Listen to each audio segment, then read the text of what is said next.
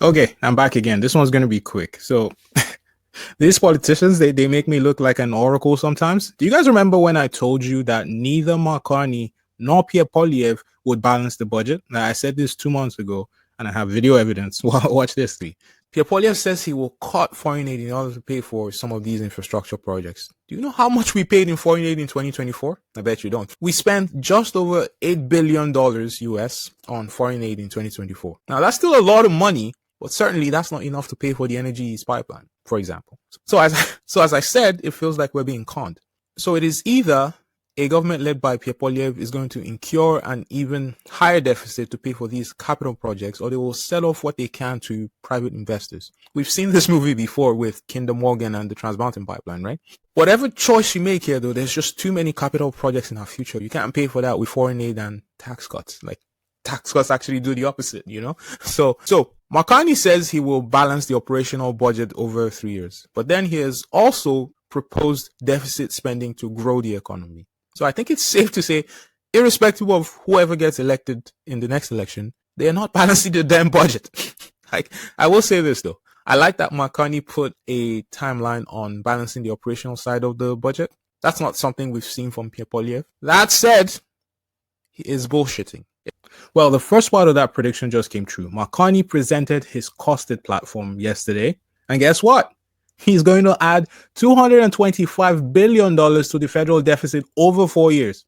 Now, I'll admit that only $130 billion of that is new spending by Mark Carney. The rest is existing spending that Trudeau already committed to. He's just keeping those programs. He wants to increase the NATO defense spending by $18 billion in order to meet the 2% NATO spending target. Okay.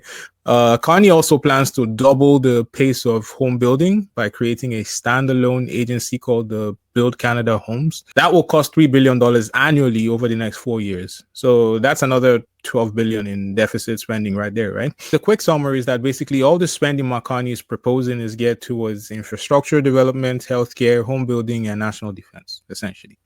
So how will Mark Carney pay for all this? The platform says it will be able to boost government revenues over the next 4 years by $51.8 billion. $20 billion of that will come from tariffs in 2025-26. They also want to find savings by increasing government efficiency. So I want to talk about this a bit more because that increase in deficit is making waves and the conservatives have jumped on it, as you should when the opponent presents you with an opportunity, because it is quite possible that Mark Carney has just nuked his own campaign here. I will say that at this point, we have at least seen the Liberal platform. Pierre Poilievre has not released his costed platform. He said it is coming soon. And as I've said, I don't expect Pierre Poilievre to magically fix the budget either. You can't undergo the kind of infrastructural development that Canada needs to do without significant investments. So I'm interested in seeing how Pierre Poilievre makes the math make sense. But today we have Mark Carney's costed platform. So here's what I think. I think most people see the increase in government debt and they immediately cringe. I happen to think that government debt is not the real issue we should be worrying about. The real issue is what they spend the money on. Right? That's why you typically see government debt normalized to the gross domestic product. So I'm talking about debt to GDP ratio. The GDP is a fundamental part of that equation that I think people forget. Now, I haven't seen the forecast for the GDP growth with Mark Carney's plan. I guess the Bank of Canada might need to make some new projections. Basically, all I'm saying here is as long as government spending can be linked to tangible GDP growth, then it's not actually a bad thing. It is similar to the way real estate developers often borrow money to finance projects with the expectation that these investments will generate future cash flow, right? As I said, the debt itself is not the problem. Let me blow your minds a little bit. You know how people like to talk about the federal deficit and how terrible it was under Justin Trudeau? Yes, he did add about $600 billion to the national debt. He increased the national debt by the same amount as 22 prime ministers before him. All true. But let's compare him to Stephen Harper, the last conservative government. So Harper starts right here in 2006. He starts off pretty good, but by the time he left office in 2015, he had seen a few years between 2010 and 2014 where the debt to GDP was averaging around 50%. Then Justin Trudeau took over in 2015. And here's where it gets interesting. It turns out that until 2020, Justin Trudeau actually kept the debt to GDP about the same as Stephen Harper.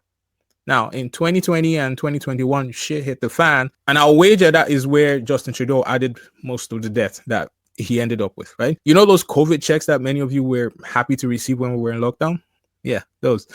So if you actually look at the GDP growth itself, you'll notice that Canada's GDP decreased by 5% in 2020.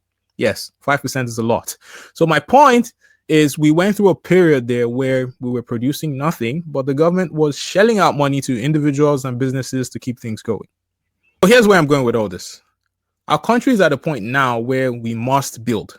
I think Pierre Poilievre will tell you that that is true, and Mark Carney certainly thinks that is true as well.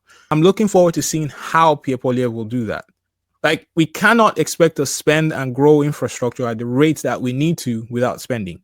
You got to spend money to make money sometimes. It's the saying in business, right? I'm actually curious to see what Pierre Poilievre chooses to cut to pay for his platform. I want to see if people complain. I don't know. The longer he waits to put out his costed platform, the more I worry that there's something in there that I won't like at all. But I guess we'll see, right? We'll see. In the meantime, I think this is a very sensitive period for Mark Carney. If you've been watching the polls like I have, you'd have noticed that he seems to be losing some ground. Like, look at this. Look at this. Mainstream polling has flipped. Again, Main Street has been kind of all over the shop. But in their latest poll, they have Pierre Poilievre up 4 points. Like, even Nanos, and I know how much some of my conservative friends despise Nanos, but even they are showing that Pierre Poilievre is gaining on Mark Carney. Mark Carney was leading by 8 points in that poll last week. It is now 6 points. 6 points. So this is a very dangerous time for Mark Carney. If Poilievre knocks it out of the park with his costed platform, things might start to get very, very interesting, right? We might even see things flip. Unfortunately for me, I've locked in my prediction already, right? I made that video yesterday. You can go watch it after this, but let's see. Let's see. I guess we'll see, right? I want to know, though, what part of Mark Carney's platform would you cut if you were trying to save some money and fix the budget? Where's the wasteful spending that you would cut? I think that could be an interesting exercise. So you guys let me know in the chat. And if you're new to the channel, don't forget to subscribe and join the conversation. I'll see you next time. Take care, guys.